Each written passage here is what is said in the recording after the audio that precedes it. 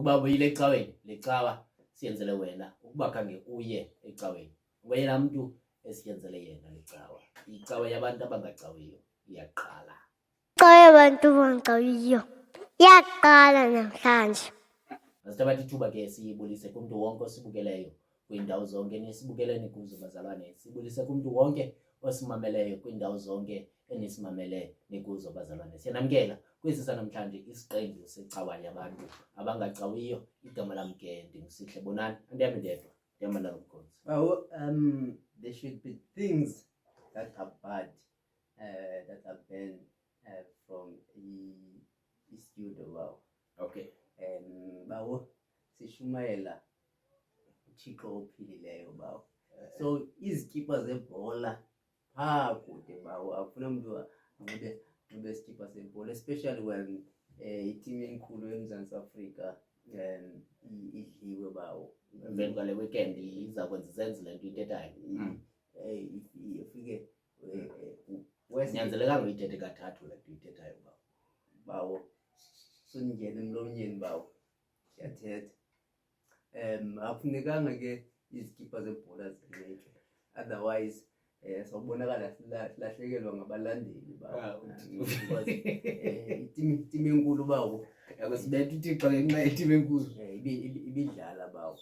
Ibidlala bawo. Mandibulise ke amakhosi bawo kwimbombo zonke 3x3. Ngibulise i-Kaizer Chiefs, otata, omama, obhuti, nomakhulu, notata omkhulu, ontanga ndini, nakuye wonke ke umuntu osibukeleyo ngale njika elanga yanamhlanje ngelihle lomvukeli wethu uKristu. Sithi makhosi amahle bawo. Masibulele tata, i-instruction ivakele bawo. Sazabuza avoid ke ngeweekend ezinkulu izinto ezinje. Uxolo ke tata, uxolo tata. Masivule inkonzo yanamhlanje. Unisela usicelela uxolo. NgakuThixo. Ibuhlungu. Masithandazeni nje. Yise wenkosi yethu uYesu Kristu. Thixo wethu olungileyo. Thixo onamandla amakhulu. Usisiqalo wena kwaye ukwasiso nesiphelo. Thixo wethu onamandla amakhulu. Sibulela Thixo wethu othandekayo ukulondolozwa nokugcinwa nguwe. Thixo wethu othandekayo. Sibulela Thixo wethu onamandla wonke impatho yakho enhle. Thixo wethu olungileyo. Wasiphatha Thixo wethu olungileyo ngezandla zakho ezinobubele. Thixo othandekayo, nangona Thixo wethu olungileyo besingenzi kakuhle. Thixo wethu olungileyo, kodwa Thixo wethu othandekayo wena wasinanamisa. Thixo wethu olungileyo, Thixo namandla amakhulu. Siyakucela ke Thixo wethu othandekayo ukuthi uhambe nathi usigcine. Thixo wethu olungileyo, ubonakale Thixo wethu olungileyo uba nguThixo wethu, kwenzele thina sibe ngabantwana bakho. Thixo wethu othandekayo, singena ke kule nkonzo. Thixo wethu olungileyo ngeli xesha. Thixo wethu othandekayo, uNkulunkulu wethu namandla amakhulu, emagxeni Thixo wethu olungileyo sithwele Thixo wethu othandekayo abantwana bakho. Thixo wethu olungileyo abalilayo. Thixo wethu olungileyo, uNkulunkulu wethu namandla amakhulu, abanye Thixo wethu othandekayo, uNkulunkulu wethu wasezulwini. Thixo wethu bashiywe zizihlobo zabo. Thixo wethu olungileyo, abanye Thixo wethu namandla amakhulu bathi Thixo wethu olungileyo basanda ukufumana Thixo wethu olungileyo imbalelwano. Thixo wethu olungileyo zithi kunamandla amakhulu bayagqibelisa ngesuku elithile emsebenzini. Thixo wethu othandekayo, uNkulunkulu wethu onamandla amakhulu, abanye Thixo wethu olungileyo baswele. Thixo wethu othandekayo, uNkulunkulu wethu onamandla amakhulu, noba Thixo wethu olungileyo baswele into yokombatha. Thixo wethu othandekayo, noba Thixo wethu olungileyo baswele into yokuthenga. Thixo wethu olungileyo, noba Thixo wethu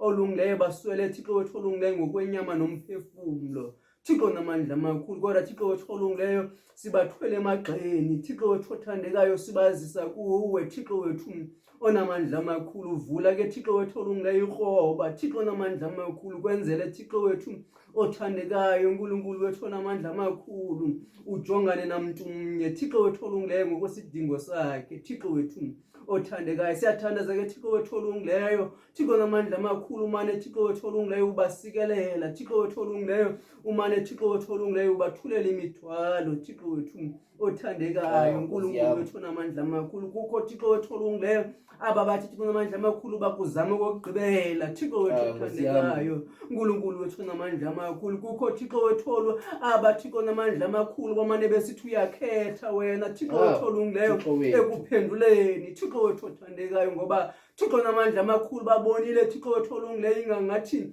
Thixo wethu olungileyo imithandazo yabo ayivakali, Thixo wethu olungileyo, ngoku Thixo wethu olungileyo sebezokuzama okokugqibela, Thixo wethu olungileyo, uNkulunkulu wethu namandla amakhulu. Abanye Thixo wethu olungileyo bakubona njengoThixo ongakhathaliyo, Thixo wethu othandekayo, uNkulunkulu wethu namandla amakhulu, ngoba Thixo wethu olungileyo ibanga ngathi uyivale Thixo wethu olungileyo, okanye uzivale mbaya indlebe zakho zokuva, Thixo wethu othandekayo, uNkulunkulu wethu onamandla amakhulu. Kodwa Thixo wethu othandekayo bonakala wena njengoThixo, Thixo wethu othandekayo kubantu abanjalo, Thixo wethu olungileyo bonakala wena Thixo wethu olungileyo ngomsindisi, Thixo wethu olungileyo bonakala Thixo wethu olungileyo njengomonwabisi, umomelezi, Thixo wethu othandekayo. Siyakuthandaza ke Thixo wethu onamandla amakhulu uthi wenze Thixo wethu olungileyo, uNkulunkulu wethu onamandla amakhulu. Nanku ke umkhonzi wakho Thixo wethu othandekayo simbeka phambi kobuso bakho, Thixo wethu othandekayo simbeka Thixo wethu olungileyo ingcinga zakhe, Thixo wethu olungileyo simbeka Thixo wethu olungileyo nengcamango zakhe, Thixo wethu olungileyo msikelele ke Thixo wethu olungileyo, Thixo namandla amakhulu. Into azayithetha apha Thixo wethu olungileyo ibe isikelelwe nguwe Thixo wethu othandekayo. Siyakuthandaza ke Thixo wethu olungileyo, sukuthembile ukuthi uyazenza izicelo zethu ngoKristu Nkosi yethu. Amen. Amen. Bawo wethu osezulwini, mawuphethwe ngumngcwele igama lakho, ubungcwele bakho mabufike endaweni yakho mayenziwe emhlabeni.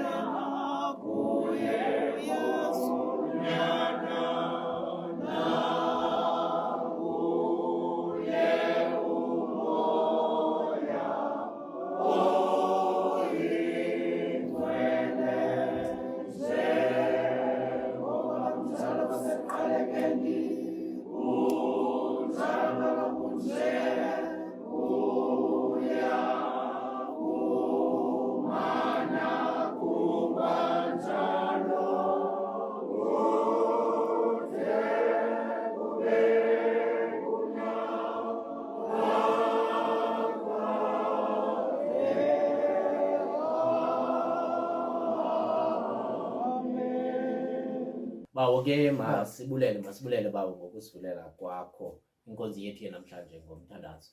Masiphinde samkele ke abantu abasijoyina ngalomzuzu. Bazalwane ke sikwicawa yabantu abangacawiyo.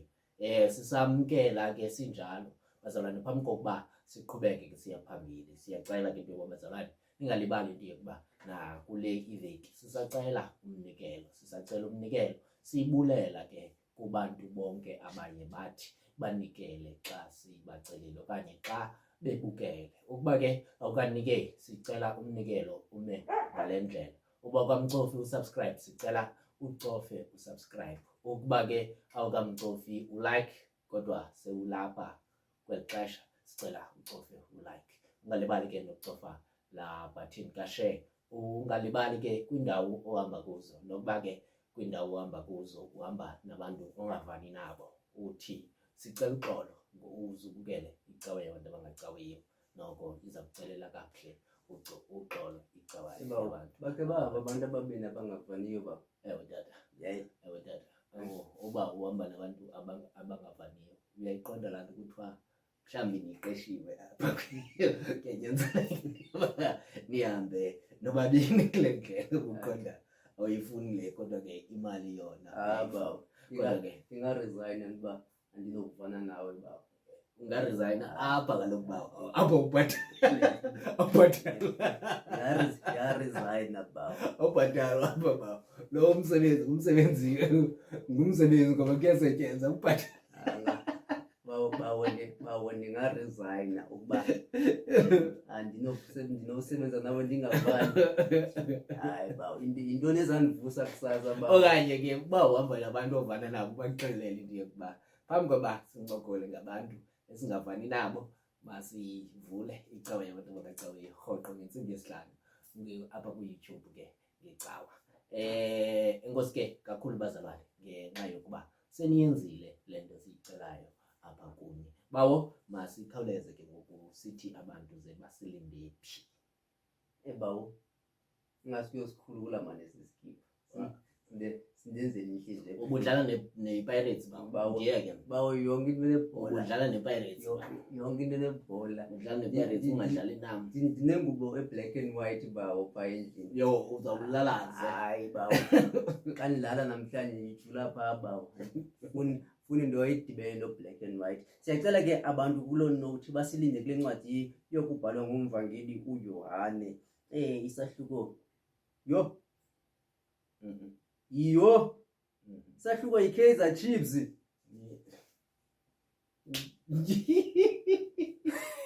Madoda. Isahluko sisithathu. Isahluko sisithathu.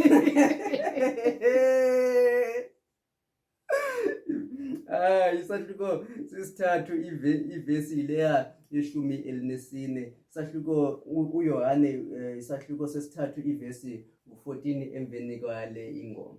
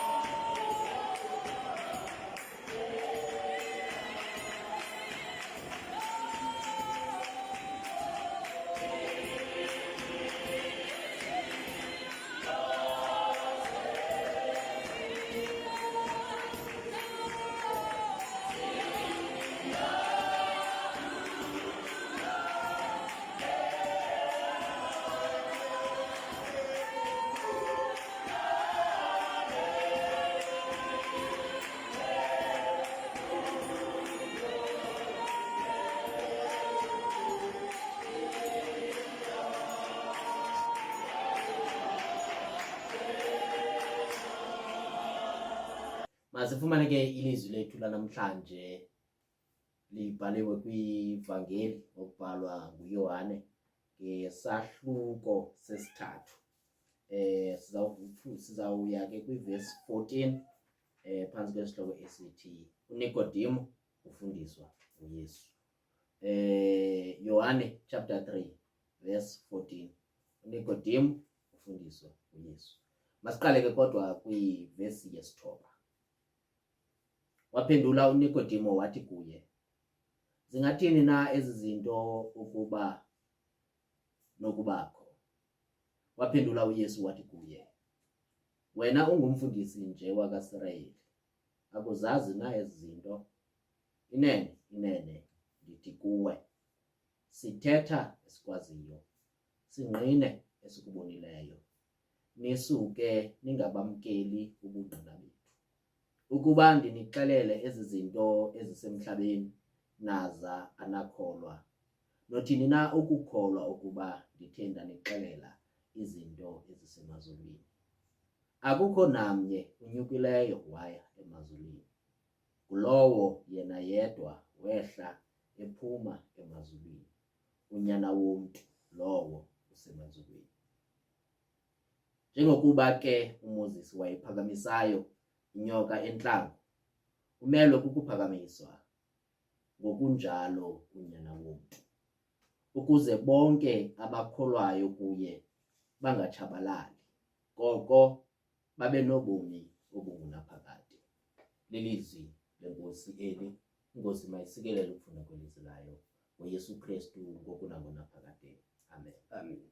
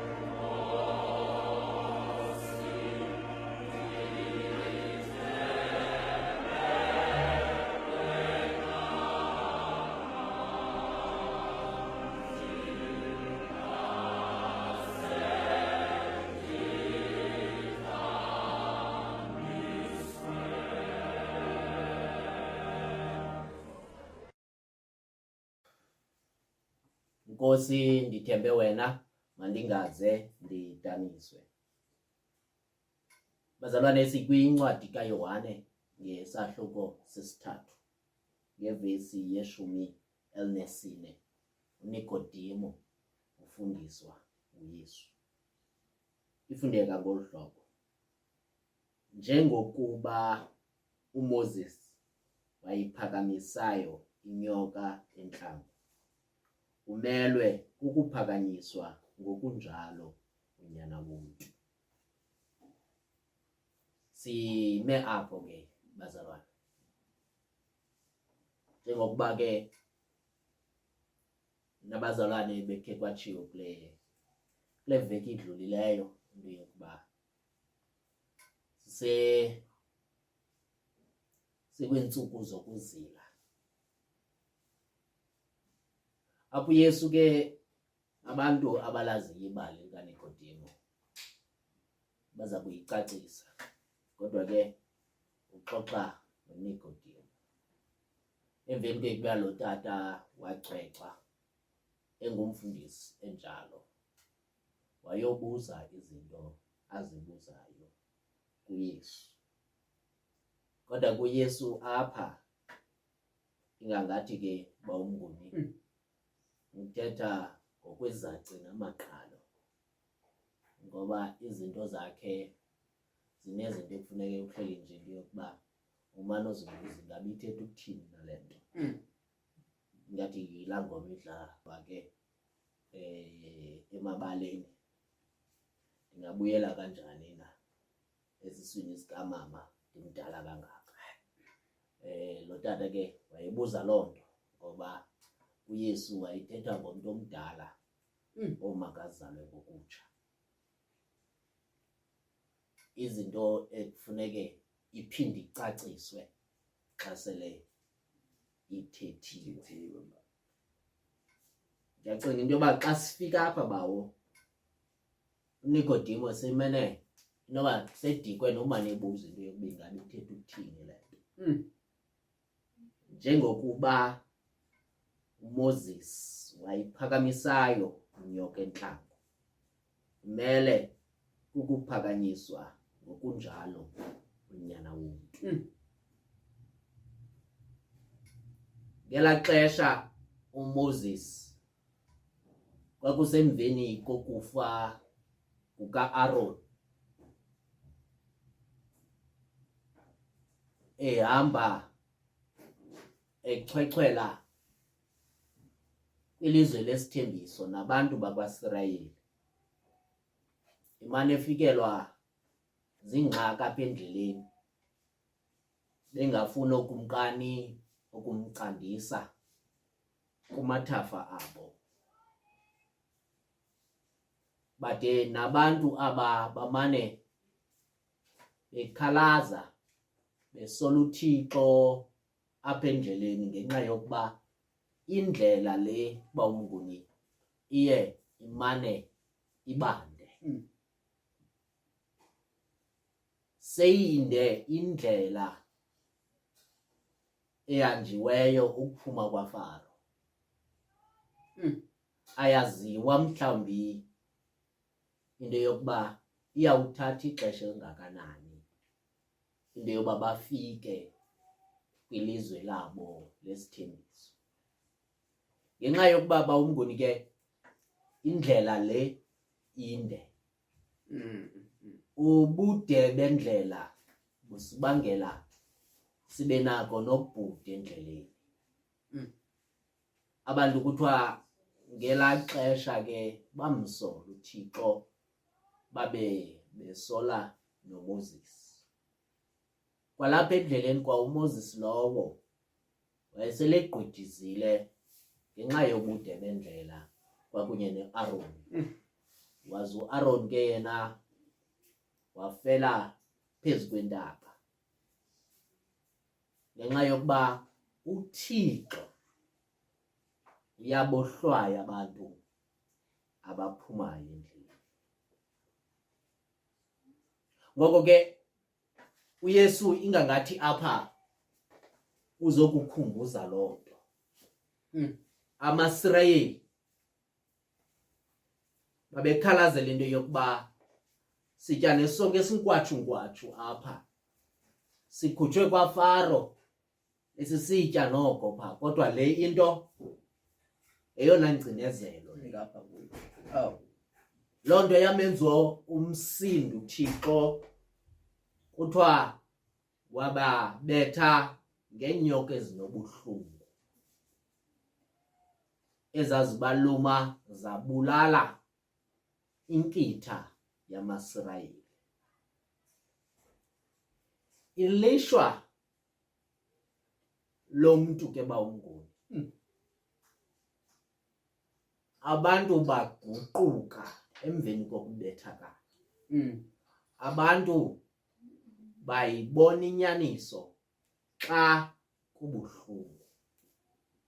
Kuthiwa aba bantu baguquka baya kuMoses bathi, sicela usithethele noThixo ngoba izono zethu siyazibona, kunjalo nje sithi abonileyo, ngoko ke sicela usicelele uxolo. Awu Nkosi yami. Wathi uThixo ngelaa xesha lo mfo makakhe eyakhe inyoka enobuhlungu, ayixhome epaleni, ze bathi abantu abava ubuhlungu baphakamise intloko bajonge kulaa nyoka. Abantu ke abayiphakamisileyo intloko bajonga kulaa nyoka ibekwe phezulu, kuthiwa baphila. Ngoku uYesu ingangathi ukhumbuza loo nto ngale mini. Phezu kokukhumbuza loo nto uveza nento eza kwenzeka. Ke ndithi ke bawo umane niqaphele into yokuba ezi zinto zinayo into yomana zidibana, okanye iqale kulaa Testament indala ithi xa ifika ngapha ibe nokufezekisa, okanye yenzwe kwangalaa ndlela ukwenzela into yokuba siyikhumbule into yokuba yayikhe yenzeka le nto. Ngoku uYesu uzokuzibeka yena. Kwakhe ngaphambili wabulawa amaduna ukuba kucanyagushelwe isono. Awu Nkosi yami. Kweli cala kwabulawa uYesu ukwenzele bonke abangenamandla okuthenga okanye okuthatha amaduna bawaxhele baqabe igazi labo emgubasini, bangavaleleki ngaphandle, ngokuba imvana kaThixo yaxhonyelwa into yokuba abantu bayikhumbule into yokuba uThixo wakhe wayenza le nto. Ngoku uThixo usibonile into yokuba thina asikwazi ukuzenza okanye asinawo amandla wokuba, ngoba izinto zithi zakuhamba bawumnguni kusetyenziswa imali, ibe ngabantu abanamandla bacinga into yokuba ezabo izono zimele ukucanyagushelwa kuqala kunabanye abantu. Aze uThixo, bantwana bahle bakaThixo, athi noko abantu bam ngabantu bam, nokuba umntu ndimsikelele ndamnika iimeans zokuba makabe nokutya okanye andikamsikeleli okweli thuba, kodwa wonke umntu ufanelwe. Bantwana bahle bakaThixo yinceba yam, bantwana bahle bakaThixo. Ngoku uYesu uzama uphinda sibonise loo nto into yokuba ezi zinto zihamba kunye okanye ezi zinto ziyazalana. Bantwana bahle bakaThixo, yakhe yaphakanyiswa bantwana bahle bakaThixo, ngoba bamnguni abantu kuye kube nzima into yokuba bayikholelwe into abangazange bayibona ngaphambili, into abantu abantu abangazange bayive ibalekiswa nangomakhulu behlele ebhedini bantwana bahle bathixo kuba nzima into yokuba bayiqonde okanye bayive le nto into yokuba ithetha ukuthini kodwa xa umntu ekhunjuza into yokuba nakhe najonga phezulu ngenye imini bantwana bahle bakathixo nanikhe navuba ubuhlungu najonga phezulu ngoku nizawuthi xa nivuba ubuhlungu niphinde nijonge phezulu bantwana bahle bakathixo ningangayazi into yokuba yaphelela phi inyoka kaMoses kodwa ngoku xa nivuba ubuhlungu nijonge phezulu ngoba inyoka yobhedu apha ekuhambeni kwexesha izawuthathwa ibekwe phezulu bantwana bahle bakathixo kunjalo nje izabe ibuva yona ubuhlungu bantwana bahle bakathixo ngoba aba bantu babencedwa nguMoses ngelaa xesha babesezintlungwini besiva kabuhlungu wathi uThixo thatha inyoka enobuhlungu uyixhome phezulu ngoko ke bazalwane ngoko kungenzeka into yokuba bawungunabantu udala bamazi uThixo kodwa sithi xa sifike ebantwini sifike uThixo simcacise ngendlela yethu bantwana bahle bakaThixo ngoku uYesu wehla uzokhumbuza into yokuba uThixo ukhe wambona ngaphambili kunjalo nje njengoba ukhe wambona ngaphambili nangomso uza kumbona uThixo Yilantu uYesu esothuka into yokuba wena ungumfundisi apho kwaSirayeli kodwa awuzazi izinto ingangathi azange zenzeka ngaphambili. Bazalwane, nanikhe nava kabuhlungu ngaphambili kunjalo nje nangomso nizawuva kabuhlungu kodwa ngokuya nanisiva kabuhlungu nanikhe najonga phezulu. Namhlanje phakamisela emehlweni bamkhulu xa sisiva kabuhlungu kunjalo nje noma umuntu selekhala ngaphandle yokuba ukhala kwi-social media umuntu xa selekhala uyaqubutha ajonge ezantsi ngoba inhlungu azikwazi ukujongana nabantu kodwa namhlanje sithi xa usiva kabuhlungu imvana kaThixo ixhonyiwe phezulu. Umele kukuphakanyiswa unyana womntu bantwana bahle bakaThixo mhlawumbi uYesu asizumbona xa sisiva kabuhlungu sijonge ezantsi bantwana bahle bakaThixo ewe basiphakamise amehlo ethu abebomve njalo kunjalo nje zibe zisachiphiza inyembezi apha ezidleleni bantwana bahle bakaThixo kodwa umelwe kukuphakanyiswa unyana womntu. Bazalwane kule ndlela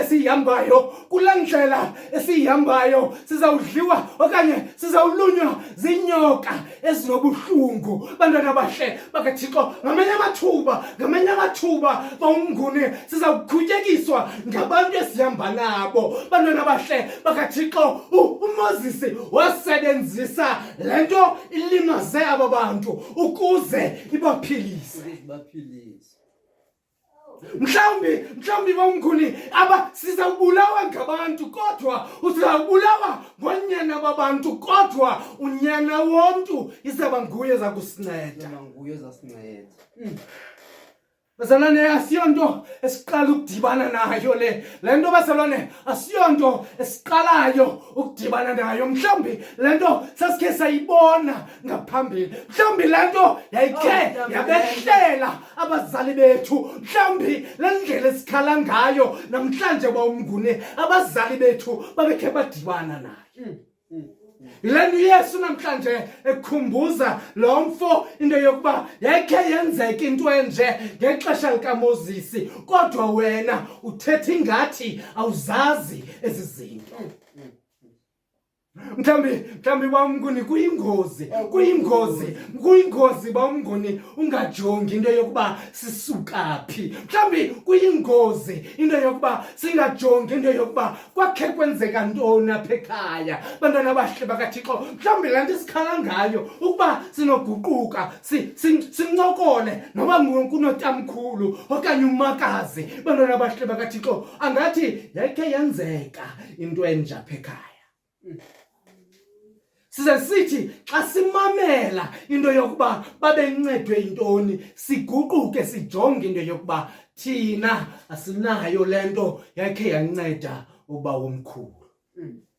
Ingangathi uYesu laa Thixo wayenceda uMoses usekhona namhlanje. Ingangathi uYesu laa Thixo wokuba omkhulu usekhona namhlanje. Ingxaki yethu bamnguni sifuna ukwenza uThixo abe ngowesimanje manje kuba thina singabantu belixesha. Ewe kuba kule xesha uThixo nguThixo wexesha, kodwa masingamlibali into yokuba lo Thixo wayekhona ngaphambili. Wayekho ngaphambili.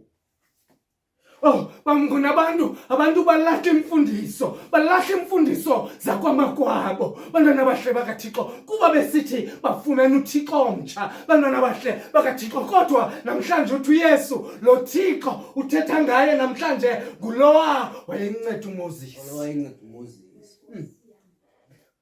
Wayesithi makubunjwe ngelaa xesha, wayesithi makabunjwe ngoba unyana womntu wayengekafiki, kodwa loo nto ayithi wayengekho uThixo ngelaa xesha. Laa Thixo wayesithi kuMoses makubunjwe inyoka yobhedu ibekwe emthini ngulo Thixo owehlisa unyana wakhe into yokuba abekwe emthini ukuze wonke umntu okholwayo angatshabalali, aphile ubomi obungunaphakade. Bazalwane, sizise lo Thixo namhlanje. Sizise uThixo wamandulo bawumnguni. Sizise uThixo wakudala.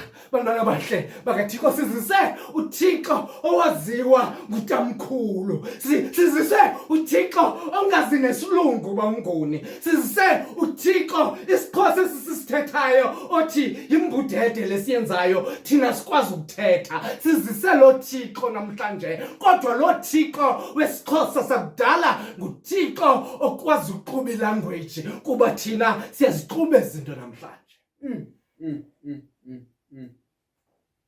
Wakhe wanceda uThixo kowenu izolo.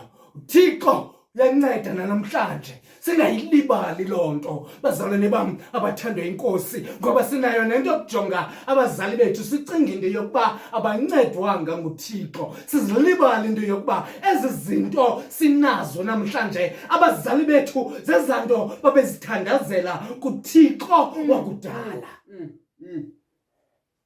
Sicinga into yokuba ngamandla ethu la bawumnguni, kanti kusasebenza uThixo owanyusa inyoka kaMoses. Bantwana abahle bakaThixo, sicinga into yokuba ngamandla ethu la, kanti amandla ethu ngala azawunyusa unyana womntu emnqamlezweni.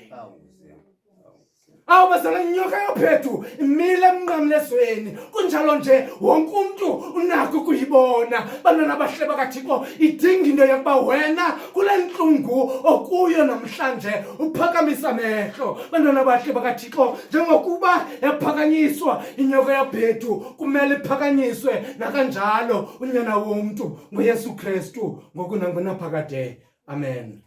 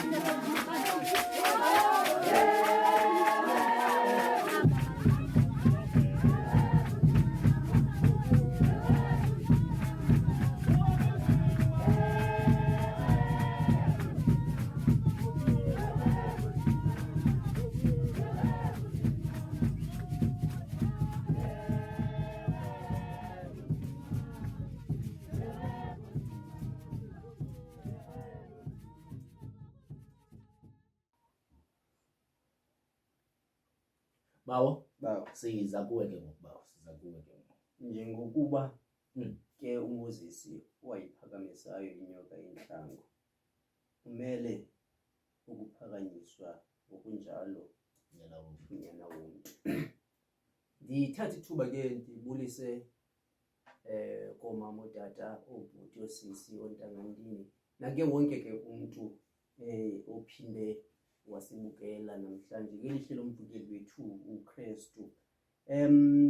Akho nto ndiza kuyenza ingako bawo kukungqina nje kwezi ngongoma uthethe ngazo ukubana kumelwe bawo.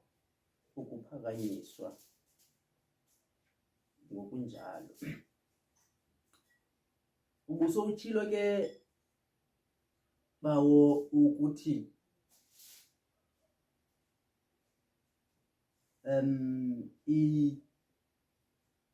into ibikhe yenzeka leyana Nkosi yam. ngaphambili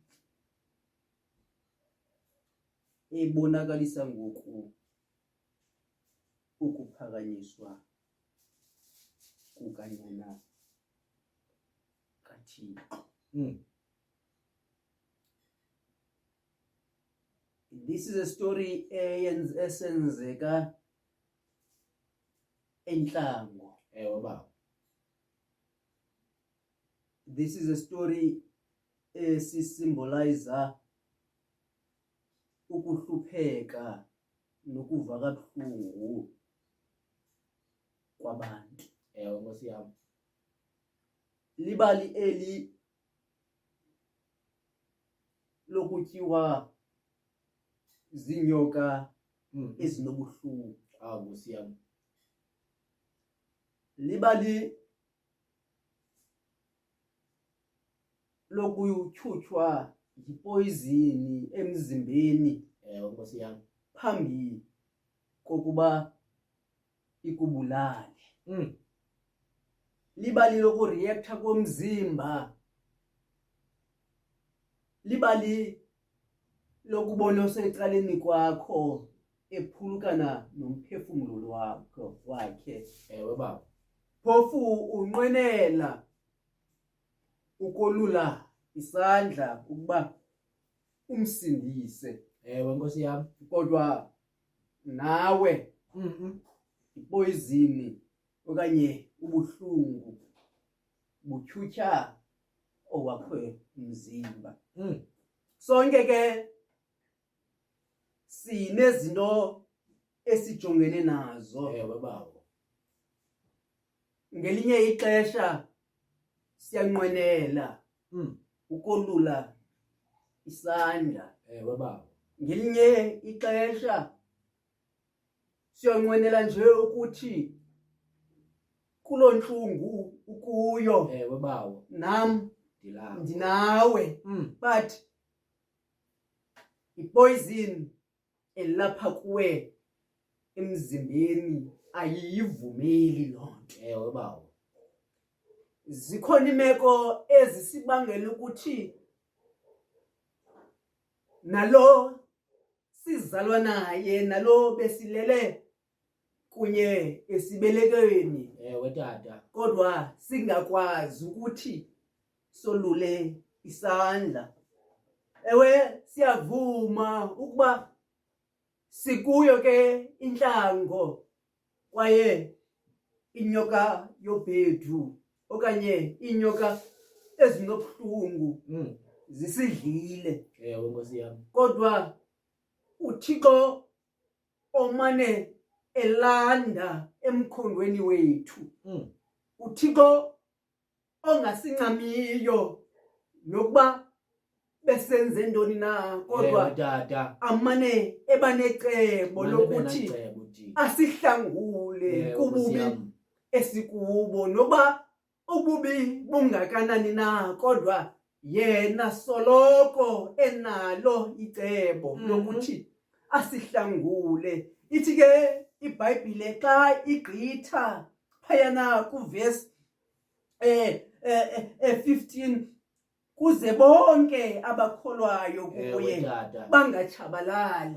Injongo yokuthi makaphakanyiswe yena, bantwana bahle bedinga ukuthi sonke thina sikholwayo kanye bonke abo bakholwayo ukuthi uyinkosi, ungumsindisi, bangachabalali. Umhlawumbi nje sichabalala kwezinye imeko esijongene nazo, bantwana bahle bedingi akanye asijongi, bantwana bahle bedinga apho aphakanyiswe khona, bantwana bahle bedinga okanye bantwana bahle bedinga into esicelwayo apha ukuthi umphakamise unyana womntu, bantwana bahle bedinga kwenzela ukuthi indawo esihlala kuzo, kwenzela ukuthi bantwana bahle bedinga apho thina singakwazi ukuthi sifikelele khona, apho thina sinqwenelayo ukuthi sifikelele khona. Even ngoku bantwana bahle bedinga inhliziyo zethu zibuhlungu,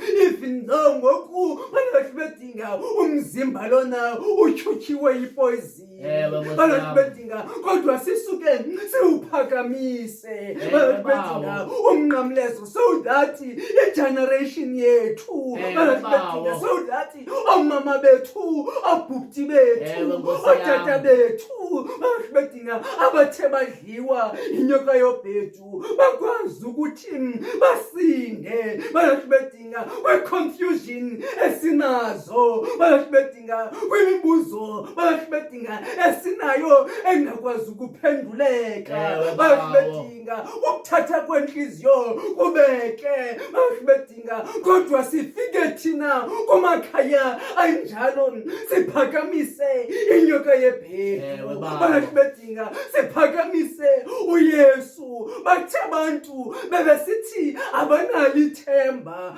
bedinga kodwa bakujonga kwinto esiyiphakamisileyo, bakujonga kwintsindiso esizanayo, bedinga bakwazi ukuthi basindwe. Umhlawumbi bedinga ukusinda kwegimbaza, umhlawumbi ukusinda kweqonce, umhlawumbi ukusinda kwekapa lena ukuyo, umhlawumbi ukusinda kwerhawuti lena ukuyo, umhlawumbi ukusinda bedinga eMzantsi Afrika kudinga wena ukuthi uphakamise usindiso lakho, kwenzela ukuthi bedinga bantu abatyiwe zinyoka zobuhlungu, bedinga abantu abafana nalo mzalwane uchochela uYesu, kodwa ngexesha lokuthi bedinga bangayazi ukuthi baqale phi, bedinga ukuze basondele ncakasana ekumazini uKristu, kufuneka qala thina siphakamise uYesu esindisa, singaphakamisi nanye into, bedinga kodwa siphakamise uYesu yedwa enguye umlamleli, bedinga esindisa. Babona abantu alikho nithemba abanokwazi ukuthi bathembele kulo, bedinga ngoba bambonile lo Yesu esenza imimangaliso ebomini babo, bedinga bambonile lo Yesu ekwazi ukuthi atransforme ubomi babo, bedinga umhlamba abantu bengancedakali, bedinga amandla omnqamlezo siwalelise phansi, bedinga kwenzela ukuthi bedinga umhlambi bewubona nje ibubudenge amandla omnqamlezo ukuthi thina siwulelise phansi, bedinga ukuze ibe ngamandla amandla omnqamlezo, bedinga kufuneka qale somise, bedinga sowuthatha isizwe sikaJuda sikwazi ukubona ukuthi bedinga nanku Yesu esindisayo, bedinga saza abantu bakwazi ukuthi babone ukuthi lona nguYesu onceda impilo yomntu, bedinga engaphithikezwanga nanto. Bazalwane bam, uYesu osindisayo nje, bedinga atshintshe ubomi bomntu, bedinga athi umntu ebesaziwa ngehlobo kodwa wakujonga kwi-salvation oyithuke wena wayiphakamisa, bedinga ingekho sefashionini kwindawo ohlala kuyo kodwa wena usuke uyiphakamise. Khangela mosi umhlambi isizathu esibangela lo mzalwane asondele kuYesu ngobusuku woyikwa ukujajwa ngabantu. Anashwedinga umhlambi nelutsha lwethu langoku alifuni ukubonakala ingangathi liyashiyeka, ingangathi alina timing. Banashwedinga liqonda ukuthi alifuni ukuzidibanisa nalento. Banashwedinga alifuni ukuhlangana nalento. Kodwa wena kwi-community yakho, kwisikolo ofunda kuso, emsebenzini banashwedinga ophangela kuyo, wendawo ephangela kuyo, nangona ingekho sefashionini lento kaYesu, kodwa wena usuke uyiphakamile, umele kakade ukuphakanyiswa ngoba umbonile lapha kuwe lo Yesu ehlamba inhliziyo yakho, umbonile lapha kuwe lo Yesu izolo esenza imimangaliso ebomini bakho, umbonile lo Yesu ekususa eludakeni. Ungaziwela nto namhlanje yaziwa ngenxa yalo Yesu, kumele ke aphakanyiswe. Banashwedinga kumele umbonile lo Yesu, bantwana bashwedinga, banashwedinga ufuna okanye uphefumula ngenxeba, umbona lo Yesu banashwedinga ekunceda, umbonile lo Yesu ekuthandemiseni kwakho bashwedinga, okanye ebuathalaleni bakho engekulahlanga lo Yesu. Kodwa namhlanje sizowuthi bashwedinga kumelwe lo Yesu aphakanyiswe, so that isizwe sethu sizofumana isalvation. Bashwedinga isalvation mayingami bashwedinga kuba umlelise phansi umnqamlezo wakho. Bashwedinga sizowuthi namhlanje kumelwe bashwedinga, kumelwe aphakanyiswe bashwedinga, because sinayo yonke evidence bashwedinga ukuthi lo Thixo uyanceda.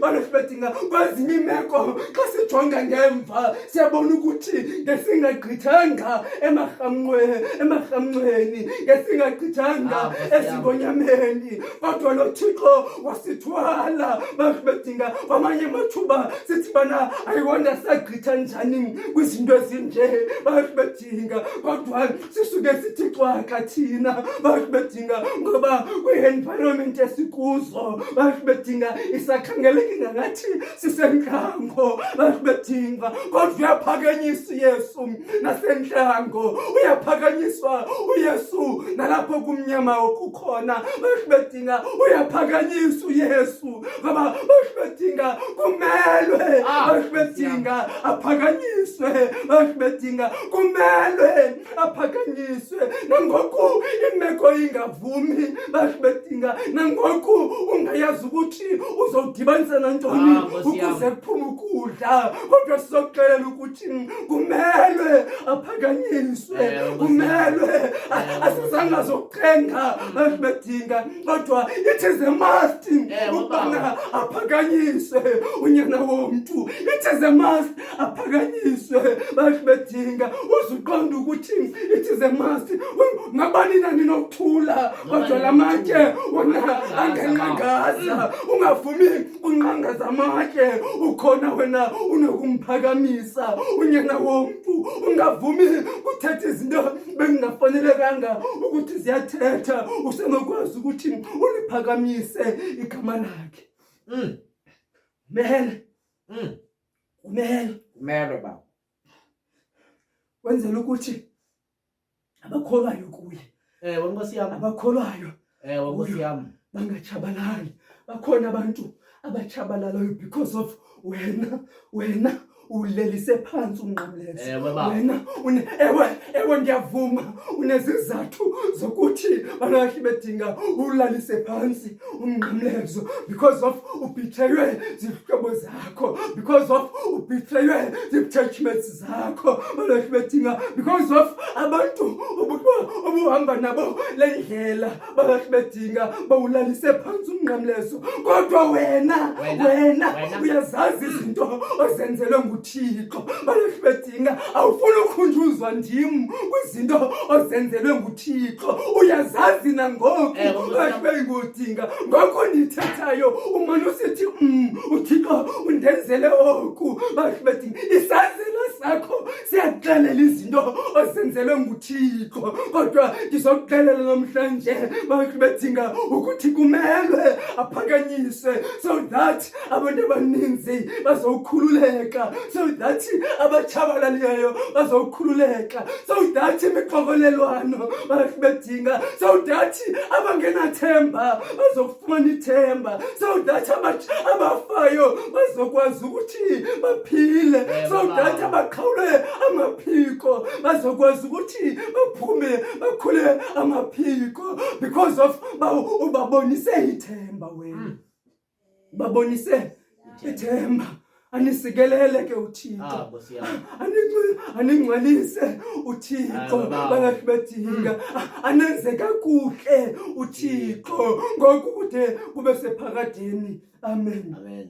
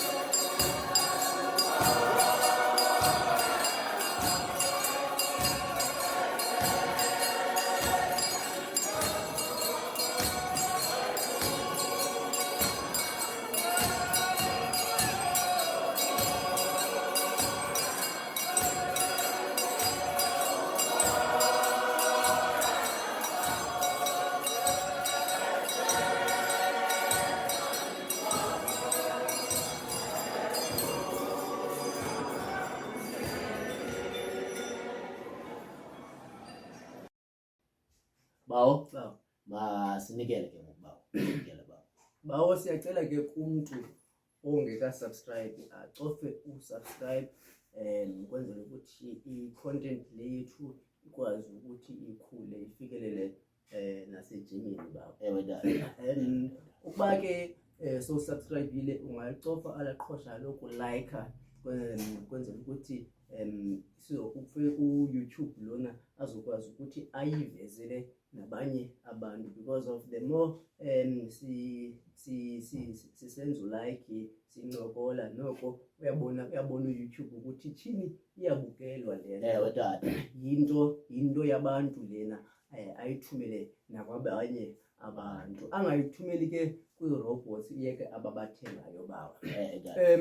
Ukubana ke so subscribe-ile walike ungacofa alaqhosha le-notification bell kwenzela ukuthi ikukhumbuze xa uzoqala icawe yabantu abangacawiyo ithi icawe yabantu abangacawiyo izawuqala ngoku.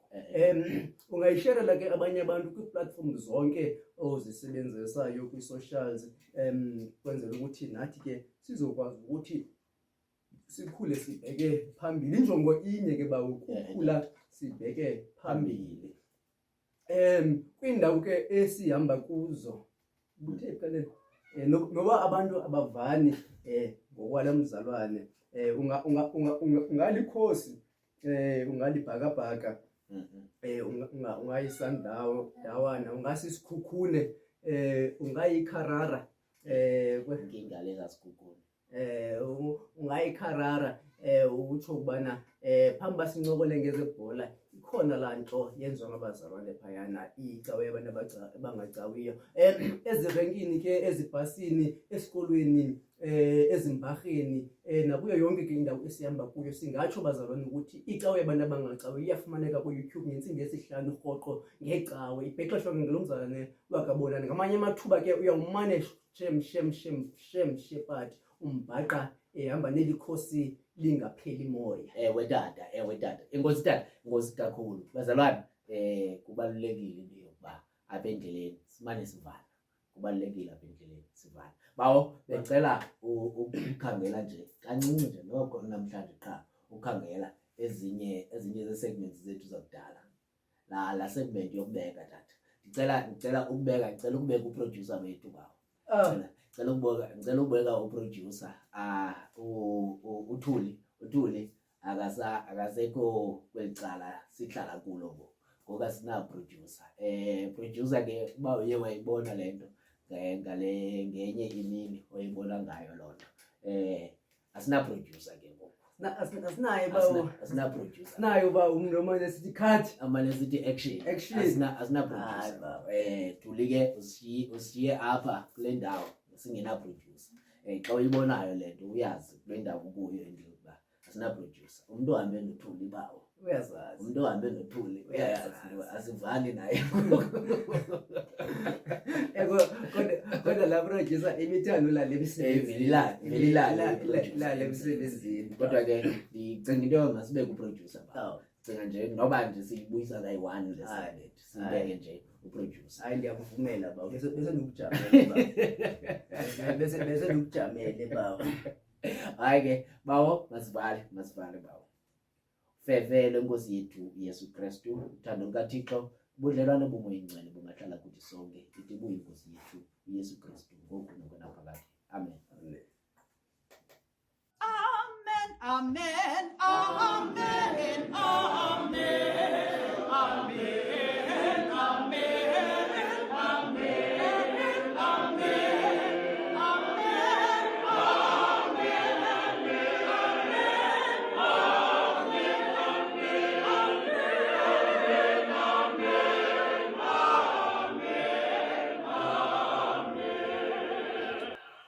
Ukuba buyile ecaweni licawa besiyenzele wena, ukuba khange uye ecaweni ngoyena muntu ebesiyenzele yena licawa.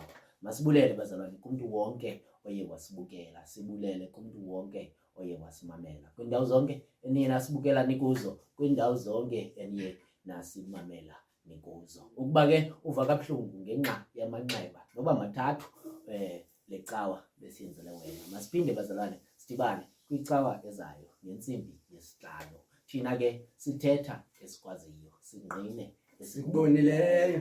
eyona nto besizoyenza apha kukuncenga into yokuba omhle uYesu. Le yicawa yabantu abangacawiyo. Ningalibali ukuthandaza uThixo, uthandaze ekhaya. Baba yini? Baba yini 3x3. enkosi.